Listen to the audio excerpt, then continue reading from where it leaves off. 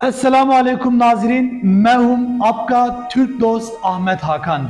आप सबका ये सवाल होगा कि तुर्की प्रेसिडेंशियल इलेक्शन में आवाम के फैसला क्या होगा और तुर्की के सर्वेस के मुताबिक इलेक्शन के क्या रिजल्ट एक्सपेक्ट किया जा सकता है, या मुहर्रम इंजे के बॉयकॉट से ओवरऑल इलेक्शन के क्या इम्पैक्ट होगा।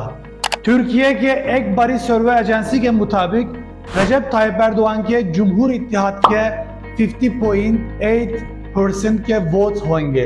ये एक्सपेक्ट किया जा रहा है कि एर्दोआन फर्स्ट राउंड में 50% से ज्यादा वोट्स हासिल करेंगे। मिल्लत इत्तेहाद के केमाल कलिचदारोğlu के 43.2% वोट्स होंगे, जबकि मुहर्रम इंजे के 3% वोट्स तायिप एर्दोआन और कलिचदारोğlu में डिवाइडेड हो जाएंगे। तायिप एर्दोआन के मुहर्रम इंजे के 3% वोट्स में से 1.2% वोट्स और कलिचदारोğlu के 1.8% वोट्स मिल जाएगा, और बाकी 3% वोट्स में से 2.2% वोट्स सिनान ओğan को मिल जाएगा, जबकि बाकी 0.8 वोटर ऐसे है जो अभी तक डिसाइड नहीं कर सका।